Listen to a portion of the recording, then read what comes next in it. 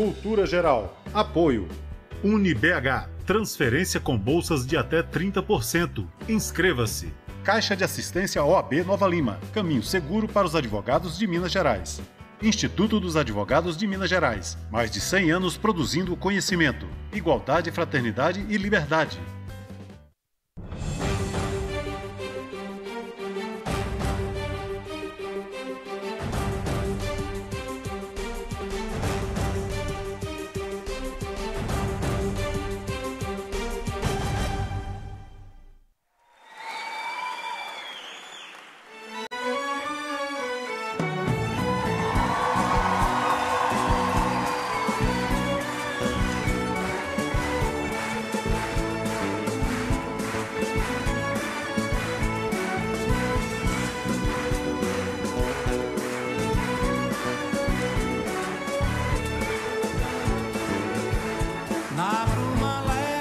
Paixões que vem de dentro, tu vem chegando pra brincar no meu quintal,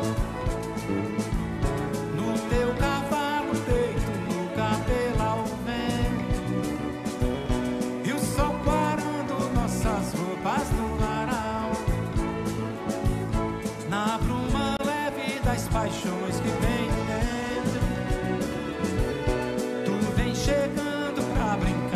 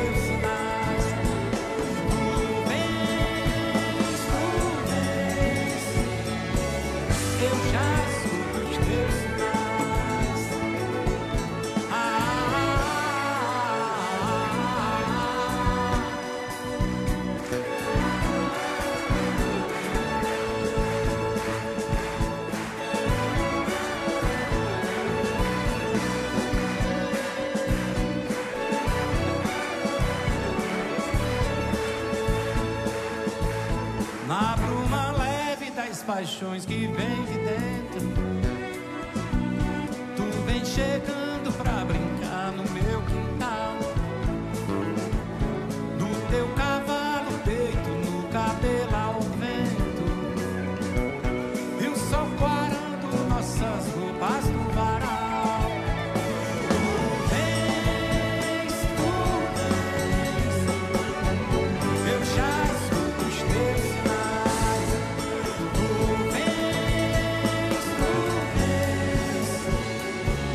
Eu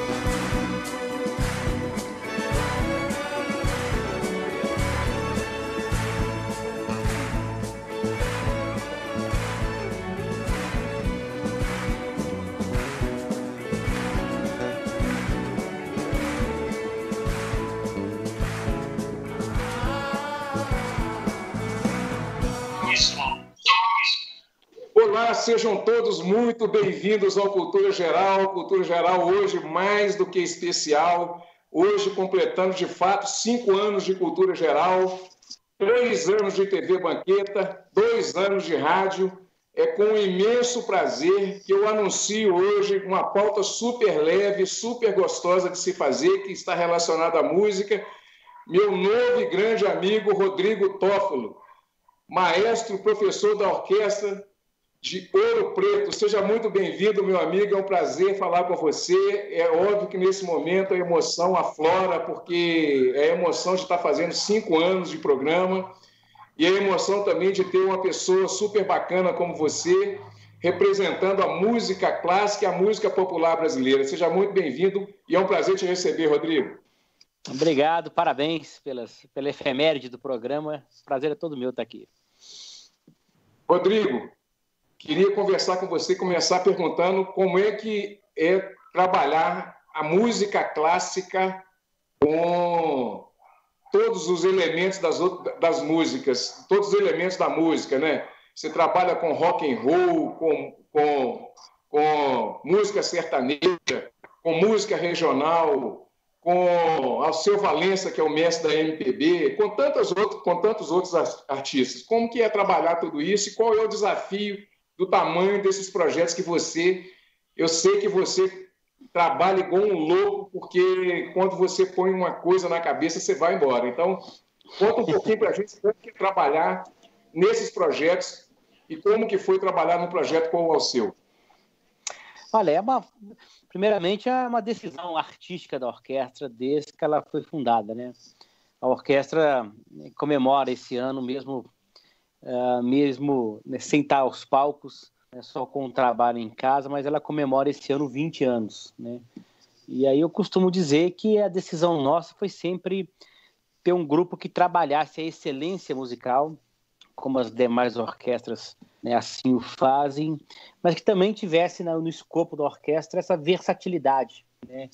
E a versatilidade é isso, sabe? A versatilidade é você buscar o novo, né? Você buscar encontros novos, você buscar uma formação de público, né, mais intensa, né? Você trabalhar, né, a sua orquestra para que ela possa estar em lugares inesperados, né, com parceiros inesperados, tocando um repertório inesperado. Então, eu sempre acredito muito com essa veia do experimentalismo, né, que a orquestra sempre fez desde seu primeiro concerto, né, a esses projetos que hoje, né, perpassam aí, né, vários estilos musicais, né? E também é pela essa visão nossa, né, de que tudo é música, né? Música ela é algo que nos toca profundamente, é algo que nos fala diretamente, né? E se ela é brasileira, se ela é europeia, se ela foi feita hoje, se ela foi feita há 200 anos atrás, né? É só uma questão temporal para a gente, né? Eu acho que o importante é você estar trabalhando um repertório que fale ao coração, né? E que fale ao público, e esse público se encante pelo projeto. Rodrigo, comandar uma orquestra é um desafio muito grande? Olha, é um desafio muito, muito grande, né? Eu acho que independente do tamanho que é uma orquestra, a orquestra é um organismo assim, muito, muito peculiar, né? Primeiro que nada mais é do que gerenciar e gerir pessoas, né? Isso já é um desafio por si só, né? Então, segundo que a Orquestra Ouro Preto, ela possui vários braços, né? Muita gente vê a orquestra no palco com Alceu, com a Takai, fazendo Beethoven, fazendo Tom Jobim, mas existe também um lado, né, do muito além da música que a orquestra tem, que é muito importante, né? Os projetos educacionais, os projetos sociais da orquestra, que estão aí lidando com um grupo de quase 400 pessoas, né? Então é muito, muito, muito, muito, muito forte, né, esse trabalho, e obviamente possui, né, essas dificuldades em todos os caminhos, né?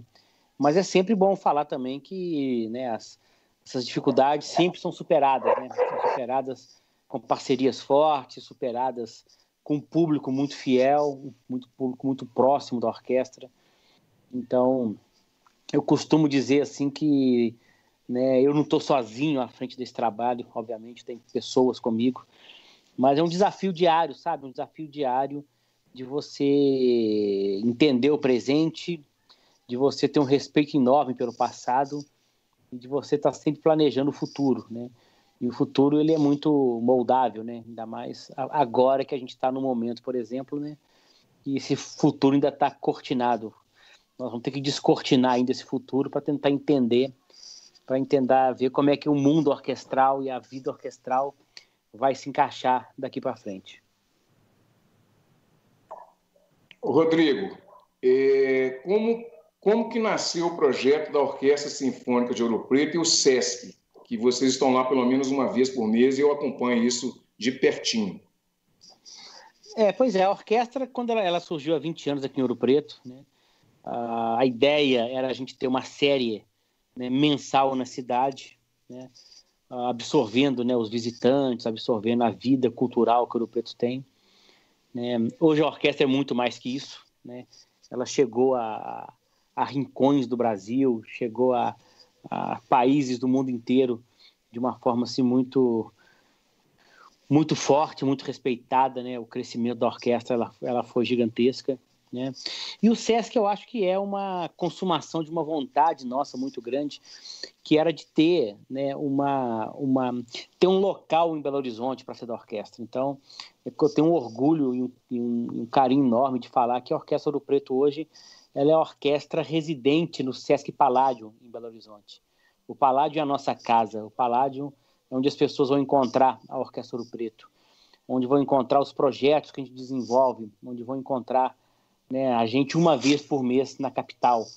Então, assim, um envolvimento, acho que mais que institucional, né, porque o Sesc hoje é um parceiro assim, de uma sensibilidade muito grande pelo projeto.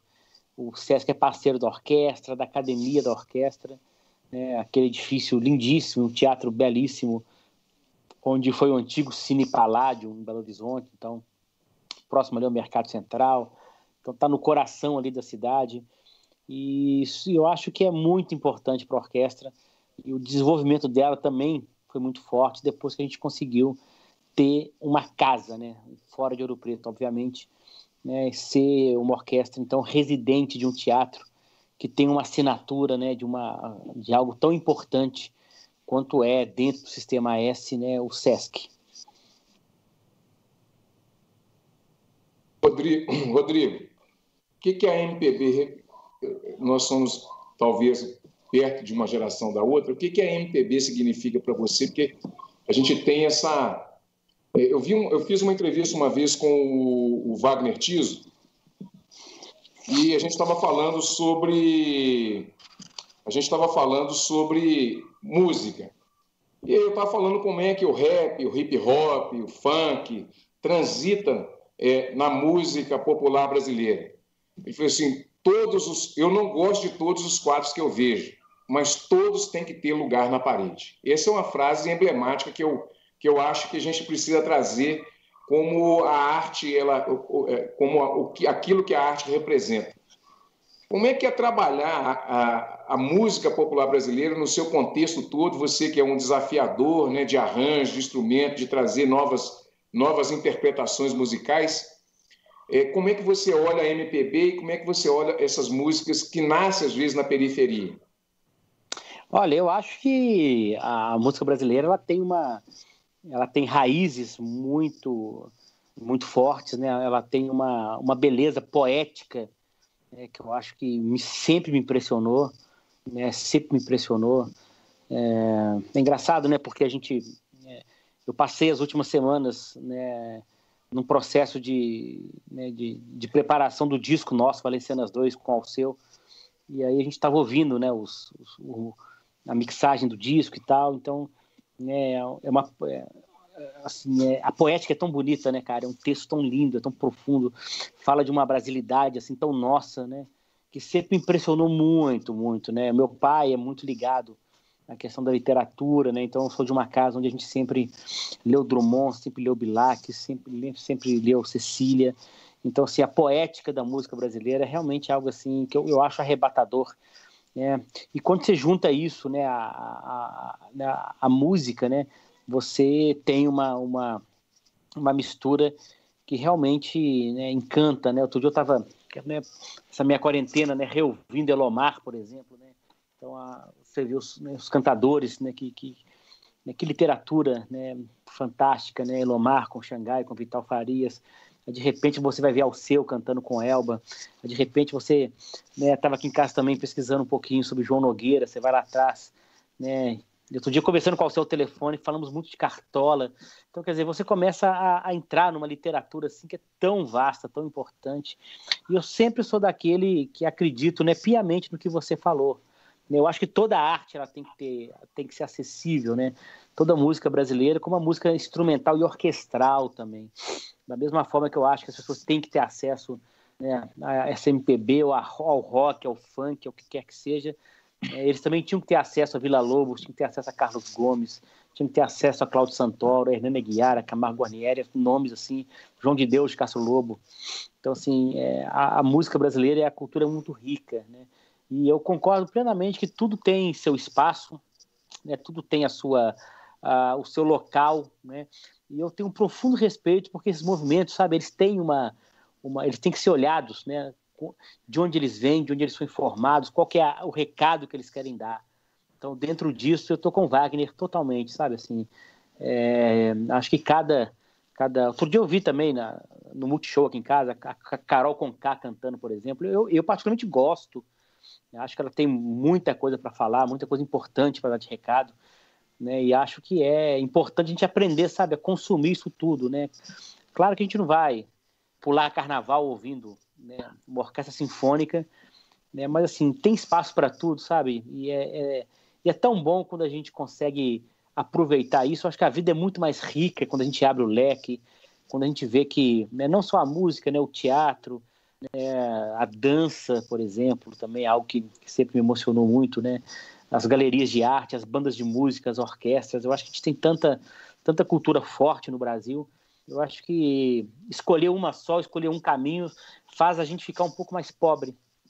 Eu acho que é uma escolha equivocada, né? Melhor escolher para você poder, né, não se especializar em tudo, que também não dá, obviamente, mas, né, deixar de conhecer também, eu acho que fica mais triste a vida, né? Então, enfim, eu acho que o trabalho que a Orquestra do Preto faz, muito disso, né? Então, às vezes, quando eu fico ouvindo Valencianas, eu falo, eu acho que a vida de muita gente ia ser mais triste se esse trabalho não existisse. Então, eu acho que é o papel de cada estilo musical, né, na cabeça de cada um, né? Eu acho que é muito forte também, né? E sem falar de outros grupos fora do Brasil, né? Todo dia com a minha filha, vendo Bruno Mars, vendo Coldplay, quer dizer, eu acho que tem aí tanta coisa boa que vale muito a pena ver e vale muito a pena curtir, né? Essa globalização tem um lado positivo, né? Vamos aproveitar ela um pouco.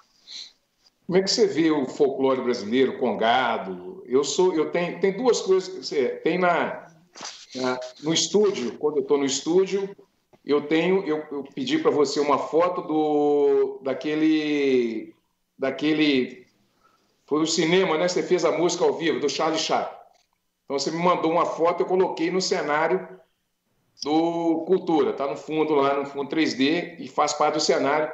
Mas também lá tem a Guarda de Congado, que meu pai foi capitão regente, né?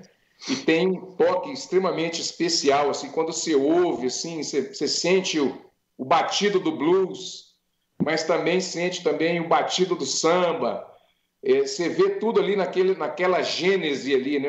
Naqueles tambores artesanais que foram feitos pelos escravos, naquela cultura que vem ao longo do tempo. Inclusive, hoje recebi um vídeo de uma guarda de Sabará, que eu não sabia. Meu pai fundou na década de 70 e continua até hoje. Eles mandaram um vídeo me pedindo algumas coisas. Como é que você vê tudo isso, esse caldeirão cultural, que é uma coisa que a Ana, por exemplo, que está apresentando o programa junto comigo agora, e depois ela vai ficar sozinha também no programa, ela fica abismada, porque ela fala, no, o Brasil é um mar de cultura, de riqueza cultural. Então ela como inglesa, ela fica louca com isso. Como é que você vê tudo isso, Rodrigo?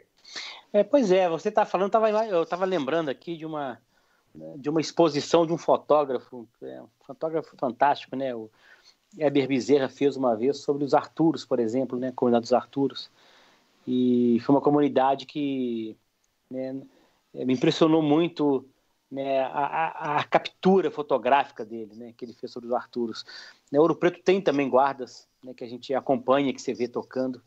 Então, assim, na minha opinião, sabe, assim, eu acho que todos nós que vivemos aqui em Minas Gerais, a gente acaba sendo, né, um pouco filho desse processo todo de mistura, né? Essa mistura estava na própria formação das capitanias mineiras, né? Então, a gente, quando estuda um pouco sobre a música feita aqui, né, há 300 anos atrás, né, eu tenho uma frase perdão, que eu sempre gostei muito de ouvir, porque a corte de Portugal mandou um desembargador, Teixeira Coelho, para ele poder conhecer um pouco da região, né? Foi a Ouro Preto, foi aqui ele andou pela capitania de Minas, ele faz uma instrução, né, com os comentários e manda para Portugal, né? E quando ele fala de Minas, ele cita nesse livro dele uma frase que eu sempre achei, me impressionou muito. Ele falava o seguinte, né, que os mulatos, né, se não se fazem de ociosos, né, eles são músicos, que são tantos em Minas que excedem o número que há no reino, né? Então, essa frase dele quer dizer o quê? Ele quer dizer o seguinte: tinha mais músico em Minas Gerais do que no reino de Portugal inteiro, né? Então, isso a gente vê, né? A gente vê andando por Ouro Preto, por exemplo, você vê isso, né? A nossa cultura, ela é misturada, a nossa cultura é miscigenada. A gente é uma cultura mulata, né? Vem disso, né? Quer dizer, do pai branco, né, com a mãe negra. Esse filho mulato, ele já nasceu alforriado, né? E o que ele fazia naquela época? Ele ia ser sapateiro, ia ser pintor, ia ser músico, ia tocar violino, ia fazer igreja. Então, toda essa cultura mineira, né, vem desse viés mulato nosso, e aí eu acho que mostra muito o grau e a importância que essa miscigenação tem, né? É uma cultura misturada, né? Isso vem da mistura. Então, eu acho que quando você fala do congado, do folclore, que eu sou muito ligado às bandas de música aqui de Minas, né? Trabalho com elas há muito tempo. Algumas têm 160 anos de idade, trabalhos ininterruptos, né? Eu sempre falo isso. Eu lembro o dia que a Orquestra Ouro Preto tocou, uns 5 anos atrás, quando o Municipal do Rio fez 100 anos. E aqui em Minas tem banda com 160, 170. Então, uma coisa assim, gigantesca, né? A Orquestra Ribeiro Bartos, a Orquestra da Lira São Joanense, em São João del Rei, são orquestras com mais de 200 anos de atividade, estão lá até hoje tocando. E aí eu não vou falar das lavadeiras do Vale de Quitinhonha, enfim, das cordas de Congo, da Casa de Congado, assim, é algo assim, né? A cultura em Minas Gerais, ela pulsa de uma forma, e eu acho que ela pega todos nós por ter exatamente esse pé nesse melange, nessa mistura, né? Então, é até muito difícil nos definir, porque nós já somos, por definição, uma mistura de muita coisa, né? Rodrigo, a Orquestra Sinfônica, ela tem um quê de barroco também? Tem bastante, né? Falo bastante porque gravamos Vivaldi, por exemplo, né, que está no barroco musical, né? Gravamos muita música desse período da música aqui em Minas Gerais também, né? Lobo de Mesquita, Castro Lobo, né? São compositores que também a gente chegou a gravar e fazer trabalho. Eu acho que ela tem essa...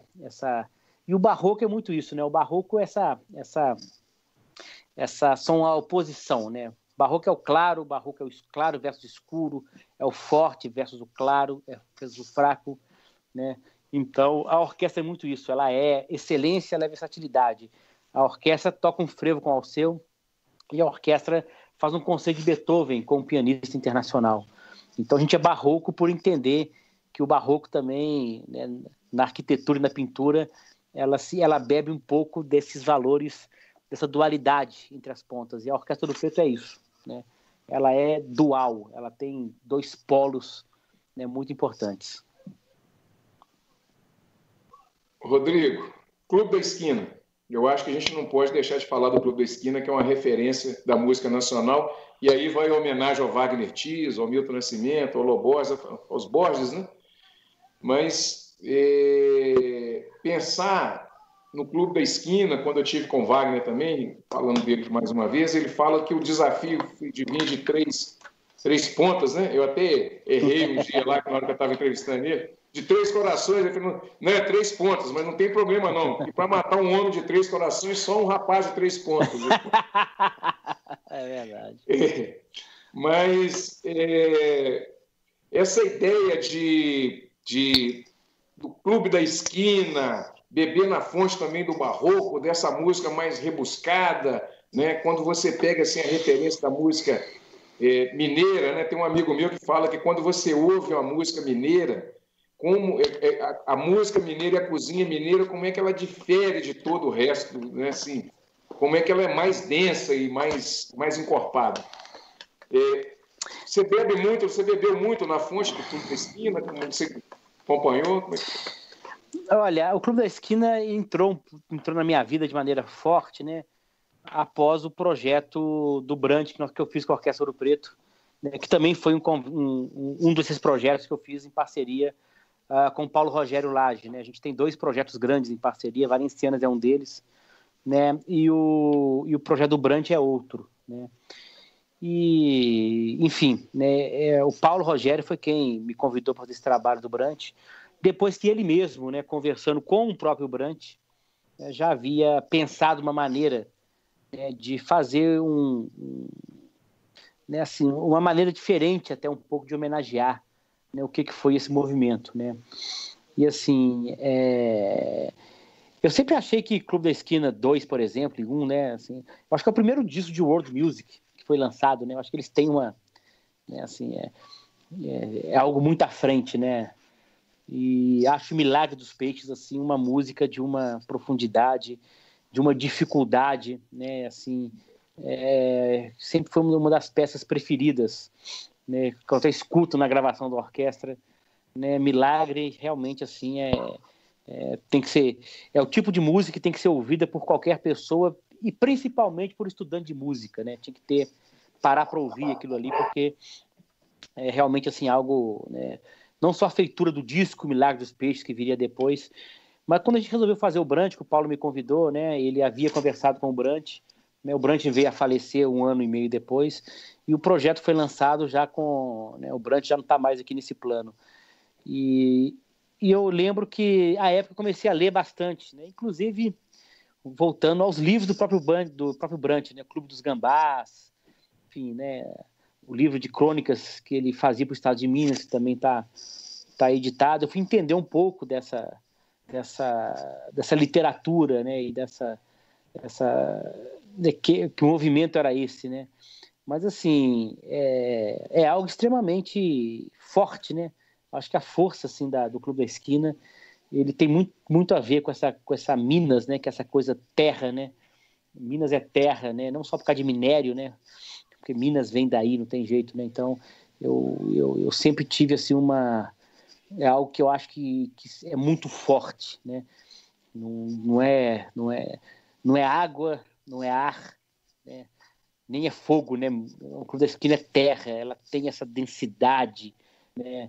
Eu acho que é uma música que tem que ser ouvida, reouvida. Eu acho que sempre que eu visito e revisito os discos do Milton, por exemplo, né? Primeira vez que eu ouvi Sentinela, por exemplo, é um impacto que você leva para a vida toda, né? Uma coisa como aquela. Então, assim, eu acho que é tanta coisa em Minas Gerais, né? Minas são tantas, né? E realmente foi um momento assim muito, muito especial, né? A figura do Milton, a letra do Brant, né? E obviamente, claro, Toninho Horta, né? Que também deixou assim uma escola de violão de uma riqueza absurda, né? O Lobo Borges também né? Enfim, com a participação exponencial que ele teve no grupo. Então, assim, eu acho que é quase um dever cívico de mineiros, né, ter essa leitura, né, e não passar, né, assim como você tem que conhecer Guimarães Rosa, eu acho que o Clube da Esquina é algo que você tem que ouvir, porque realmente é uma poesia belíssima, aliada a uma música, né, do Milton, que é algo realmente assim que nos comove a todos nós e fala, né, diretamente ao coração, né? Então, quem perguntou por mim, né, é a visão da Orquestra Ouro Preto sobre a música do Clube da Esquina, e eu tenho um orgulho danado desse disco, porque ele é muito, muito lindo, né, muito bem arranjado pelo Matheus, muito bem interpretado pela orquestra. Chiquinha Gonzaga, não posso deixar de perguntar, Chiquinha Gonzaga e Noel Rosa. Pois é. Noel é engraçado, né? Noel é da famosa frase, né? Não se aprende samba no colégio, né? Isso é uma das frases de uma das músicas de Noel Rosa. Ouvi muito o Noel, assim, e acho que merecia, né, essas duas citações suas é quase uma provocação, né? Eu acho que vale muito essa imersão, né, na obra de Noel, que eu tenho é engraçado, né? Você está falando isso, estou repensando aqui, lembrando, né, do próprio Ari também, né, que é mineiro, inclusive, né? E o Brasil tem muito isso, né? Quer dizer, Ari faz, quando ele faz na Baixa do Sapateiro, né? E aí o mineiro praticamente definiu como é que a Bahia é vista, né? O mineiro define a Bahia e um baiano, por exemplo, quando faz Copacabana, define o Rio, né? O Brasil tem essas nuances, né? E a Chiquinha é muito curioso porque tempos atrás, pesquisando na Biblioteca Nacional, eu cheguei ao manuscrito dela de uma opereta, né, chamada O Forró Bodó, né? E ano passado eu fiz também junto com eu sempre tive um sonho de ouvir, né, Lua Branca de Chiquinha de Gonzaga, né, com a música Canta Mais de Tom e Vinícius, né? E ano passado a gente fez um concerto com a Uxia, uma cantora galega, e conversando com ela em Santiago de Compostela, eu até disse a ela, eu só quero que você cante uma música, Uxia, eu quero que você faça uma mistura de Tom Jobim com a Chiquinha Gonzaga. E eu lembro que ela fez Lua Branca com Canta Mais de Tom e Vinícius, Tom Jobim. Então, assim, eu acho que Calado, Chiquinha, né, e Ernesto Nazaré, claro, esse trio, né, fundamental que foi essa escola que viria a ser essa música popular brasileira que vem desenvolver, né, depois, né? Então, eu acho que sempre quando a gente fala de música, né, sempre o Antônio Calado, o Chiquinha Gonzaga, o Ernesto Nazaré são essas figuras lapidares, né, da música brasileira. Eu estou colocando no mudo aqui, que meus cachorros de vez em quando dão uma latida aqui, gente. Eu estou em casa. Beatles, eu tenho que te perguntar daquele disco que você fez com a orquestra, interpretando os Beatles. Foi um desafio grande, Rodrigo? Porque também é um marco, né? Enquanto você fala, eu vou tentar trocar meu fone aqui, quer ver? Não tem problema. Estão ouvindo bem aí? Estou ouvindo bem, tá ótimo. Tá. Porque tô achando que esse fone meu aqui tá começando a dar um chiado. Me escutam bem aí? Escuta, tudo bem, tá tudo bem. Pois é, Beatles eu acho que... Cara, Beatles, né? Todo mundo me pergunta isso, eu sempre me pego, né? Eu sempre me pego assim, pensando que... né? Você imagina um estudante de música daqui a 200 anos, né? Vai para uma sala de aula, chega na sala de aula, o professor fala, bom, vamos falar sobre a segunda metade do século XX. Assim como hoje, se você for para uma sala de aula de música, ele vai falar assim, bom, hoje o assunto é a segunda metade do século XVIII, ou a primeira metade do século XIX, e você vai explanar sobre aquilo. Então, quando você falar sobre a segunda metade do século XX, né, Beatles é assunto obrigatório, né? Beatles tá na literatura e tá na história da música, assim como a gente estuda hoje Bach, Mozart, Beethoven, Brahms, Stravinsky, né? O Beatles vai estar lá, quer você queira ou não, quer você goste ou não, quer você concorde ou não. Isso aí são coisas que já não está na nossa alçada querer ou não isso, né? E Beatles, o que mais me impressiona em Beatles são várias, na minha opinião, são várias vários ensinamentos, né? Quer dizer, um quarteto que sai de Liverpool, uma cidade portuária da Inglaterra, né? No bom mineirês, Liverpool era a roça sempre considerada a roça da Inglaterra. Então, se um quarteto sai da roça e muda o mundo, eu acho que a primeira coisa boa que Beatles deixa pra gente é que realmente o poder da música ele é tão forte que, né, você, né, consegue mudar o mundo, né, de onde quer que você tenha nascido, né? Mesmo nascendo em Liverpool, onde os ingleses de Londres, né, chamavam ele da roça e até hoje riem do sotaque, né, de quem mora no Porto, né? E segundo, né, o João Luiz, que é quem desenvolveu comigo essa ideia dos Beatles aqui em Ouro Preto, a frase dele sempre me marcou muito, sabe? Ele falava, olha, quando eu escuto Beatles, me dá vontade de fazer uma coisa boa, né, para as pessoas, uma coisa boa para o mundo. Ele falava isso, ele era jovem. Aí ele saía de casa, ele falou, nossa, eu saía de casa para tentar fazer alguma coisa boa, ajudar uma velhinha a atravessar a rua, assim, sabe? Fazer alguma coisa boa, né? Eu sempre guardei essa frase do João Luiz porque, né, meu Deus, que música abençoada, né? Você ter isso, né? E a terceira coisa, quer dizer, o Beatles é um movimento muito mais que musical, sabe? Engana-se. Eu não vivi essa época, né? Mas assim, quando eu converso com os meus pais, né? Quer dizer, foi um movimento comportamental, foi um movimento de estética, de vestir, de cortar cabelo, sabe, assim, de tudo, né? A bitomania veio aí e mudou tudo, né? Quem não... Tem foto do meu pai aqui com cabelo, né? Com cabelo igual eles usavam, né? E a roupa igual eles usavam. Então, assim, é algo muito mais do que... Né? Claro, Lennon, né, com as questões anti-guerra, quer dizer, isso são tudo uma postura perante o mundo, né, que eu acho que foi muito importante deles. E aliado a isso, eu acho que, assim, nós lançamos antes de ontem o Beatles 2, está nas todas as plataformas, e até hoje eu escuto esse disco, né, até engraçado, eu tenho escutado, eu não sou muito de escutar aquilo que a gente faz demais, não assim, mas eu já escutei tanto esse disco, porque a música dos Beatles, ela fala diretamente comigo e com muita gente, né? Isso porque ela é bela, sabe? Ela toca as pessoas, né? Então, ela tá aí para mostrar que, sabe, sabe assim, a simplicidade, né? A simplicidade, ela pode conter, né? Eu fiquei muito tocado quando a gente ganhou o prêmio, uma letra de música, foi agora, nossa, eu ia dar esse exemplo, me deu branco, né?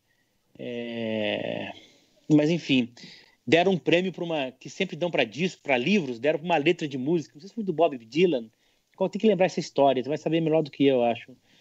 Não sei se foi o Nobel de Literatura, acho que foi o Nobel de Literatura. Eles deram uma letra de música, lembrei sim, é isso mesmo. Né? E é muito curioso, eu lembro quando eu vi isso, cara, eu fiquei extremamente feliz, porque, né, quer dizer, não importa se você escreve 600 páginas, ou se você escreve um Let It Be, que é uma letra que você faz um guardanapo de papel, né? Isso não importa mais, isso importa a maneira que aquilo te impacta. Então, eu acho que os Beatles têm muito disso, né? Se não me engano, foi o Bob Dylan, se não me engano, tem que ver melhor isso, para não falar besteira para vocês. Mas, enfim. Rodrigo, como é que foi, a gente está indo para a parte final do programa, fazer aquele concerto, a trilha sonora no cinema mudo de Charlie Chaplin ao vivo, que foi uma emoção muito grande. Eu estava lá. Aquilo foi demais. Pois é, aquilo tem duas coisas. Aqui, primeiro, a gente cresceu aqui em casa vendo. Só fazer um recorte, foi Bob Dylan mesmo, viu? Que ganhou. Foi, né? Foi, Bob Dylan. Tá, que bom. A cabeça tá ruim, mas não tá tão ruim assim, não. Aquilo foi muito interessante porque a gente cresceu aqui em casa ouvindo Chaplin, né? Vendo os filmes do Chaplin. A gente via... Até engraçado, a gente via isso até com bastante... Era muito, né? Meus irmãos, a gente reunia com meu pai e via muitos filmes do Chaplin. Então, cresci com aquilo na cabeça, e quando a gente resolveu fazer uma coisa como essa, né, o meu irmão Rodolfo falou, nossa, vamos fazer Chaplin e tal. E aí, como muita gente gosta de tempos modernos, muita gente vê o Garoto, só que Chaplin é assim também, sabe? Vê, mas só vê, né? Nunca vê. Eu até pergunto, você gosta de Chaplin? Não é você conhecer uma cena, você já viu o filme inteiro do Chaplin? E aí a gente resolveu fazer o circo, que até nunca está nos filmes, né? Quando você fala de Chaplin, você fala Garoto, Tempos Modernos, Grande Ditador, né? Mas, por exemplo, o Circo, né, Em Busca do Ouro, são sempre filmes ali. E a gente foi atrás do circo, né? Porque o circo tem 45 minutos, né? Aí o Matheus Freire fez toda a música do filme, né? Uma transcrição gigantesca do Matheus. E a gente tava, eu vou te contar agora um bastidor. E eu estava muito preocupado com a performance da orquestra, né? Porque a música naquela época, ela não era esse papel como Morricone desenhou, né? A música tinha um papel muito secundário, né? Então, tanto que se você escuta depois com calma, né? O Chaplin ia juntando música na outra e parava a música, voltava, parava, voltava. Tem músicas que ele para no meio do nada.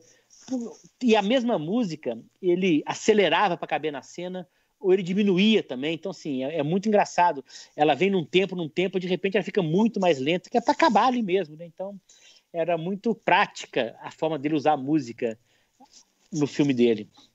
Não é essa coisa totalmente... Sabe, como se você vê, sei lá, esses filmes atuais, né, por exemplo, esses filmes de guerra, que o cara, que é tudo tão sincado, né, ou Pink Floyd, The Wall, aquela coisa toda, o robô anda quando a música bate, o Chaplin não tem isso. Eu estava muito preocupado com isso, né, como é que a gente ia fazer para poder fazer o sync para dar certo, e a gente fez um concerto à moda antiga, né, não tinha metrônomo, não tinha nada, a gente toca, né, vendo o filme, eu ia regendo ali, vendo o filme, porque é um filme que eu conheço de cor minha vida toda. E aí eu estava muito preocupado com o que a plateia ia achar da orquestra tocando, né? Só que, assim, né, inocência, besteira minha, né, puritana, né? Porque é o seguinte, quando a gente começou a tocar, você estava lá, as pessoas começam a rir do filme. Porque o grande barato é você se divertir com aquilo. E a música da orquestra, ela assume o lugar dela, que não é um lugar principal mesmo, não. Vai para onde ela tem que ir, né? A orquestra permanece secundária, né? E aí a gente viu que realmente aquela preocupação nossa de algo extremamente bem feito, extremamente sincado, né? Perdeu um pouco ali A gente acabou tocando relaxado, porque as pessoas riam no meio do filme, aplaudiam, você lembra disso, assim? E foi uma sensação, assim, cara... foi incrível quem estava lá, né? Assim, quem viu pela primeira vez. Mas não foi? Não tô...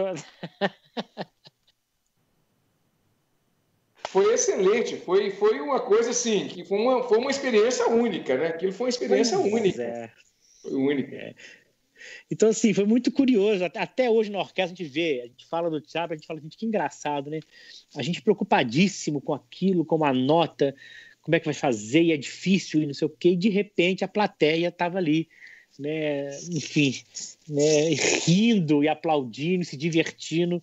Eu até arrepiei aqui só de você falar, porque eu acho que a função da arte é essa, né, quer dizer, existe uma coisa muito maior do que isso tudo, né, e enfim, eu acho que Chaplin tem muito disso, né, revela pra gente essa grandiosidade que a arte tem, né, cara? Como ela é maior do que a gente, ela é maior do que nossas preocupações, ela é maior do que, sabe, do que afinação, ritmo, harmonia, contraponto. Isso tudo aí fica muito secundário quando a arte ela encontra o local que ela está. E nesse dia, eu acho que para quem estava lá pôde perceber claramente isso, né?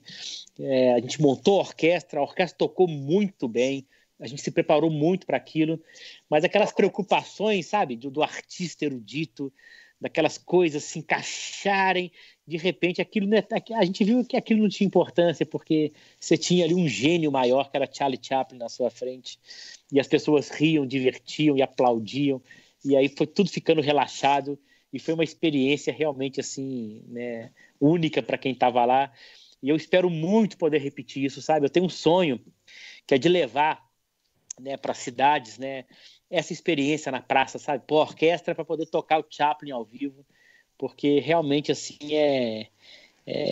Foi muito legal, né? Que bom que você estava lá, que você pôde ver, porque são momentos especiais que a gente vai guardar pro resto da vida, né? E aí... É emocionante vai mesmo. rir disso. Viva a arte, né, Rodrigo? Viva a cultura, viva a arte, viva a nossa brasilidade, né? Rodrigo, te agradecer imensamente pelo carinho de você receber. O papo está muito gostoso, mas assim, a gente vai ter que encerrar, mas é que eu te agradecer assim, de coração aberto por fazer desse dia, o dia do aniversário do Cultura Geral de 5 anos, um dia muito especial. Assim, não podia ser melhor. De tudo que deu errado, nós não conseguimos fazer antes. E esse valeu por todos. Foi uma conversa assim, bem a cara do Cultura Geral mesmo. Muito obrigado, viu, cara? Olha, obrigado pelo convite. Eu tenho um carinho enorme por vocês aí, por Nova Lima, né? A Anglo é uma parceira nossa, Anglo Gold é uma parceira nossa de anos e anos já. E, enfim, eu vou conversar...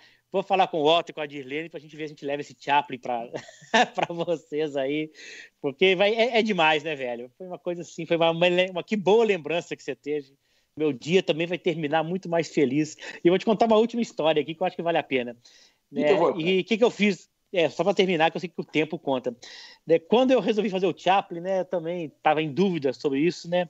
Eu peguei minha sobrinha, à época de 7 anos, e minha filha de 6, e chamei as duas, falei, não, vamos ver um filme comigo. Eu queria ver o que elas achavam daquilo, né? E aí eu sentei com as duas em casa, lembro até hoje.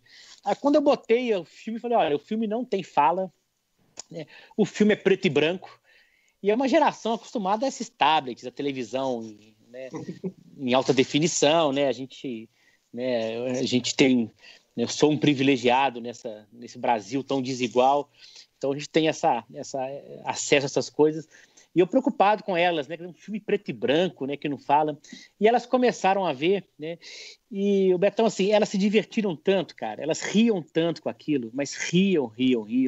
Depois elas foram ver Em Busca do Ouro, né? Assistiram O Garoto. E até hoje aqui em casa, de vez em quando elas unem, porque elas moram fora, elas vêm aqui, quando a gente encontra, vamos ver um filme, e até hoje vamos ver Chaplin. E é engraçado que elas sentam, crianças, cara, de 8 anos de idade, 7 anos, elas sentam aqui na sala de casa e assistem um filme do Chaplin, que é em preto e branco, que ninguém fala nada, que não tem efeito especial. E elas se divertem, cara, porque a arte é maior, né, que isso tudo. Mas aqui, obrigado pelo convite, vida longa ao programa, e podem contar comigo aí para o que precisar. Vou contar com você se eu me ajudar com o Alceu. Gente, chegamos ao final do programa Cultura Geral com essa grande personalidade da música popular brasileira, Rodrigo Toffolo, maestro da Orquestra Sinfônica de Ouro Preto, um cara super bacana. Um grande abraço, até amanhã, se Deus quiser, com mais um programa Cultura Geral. Rodrigo, espera só um minutinho que eu te dou ok. Um grande abraço, gente, até amanhã, se Deus quiser, com mais um Cultura Geral.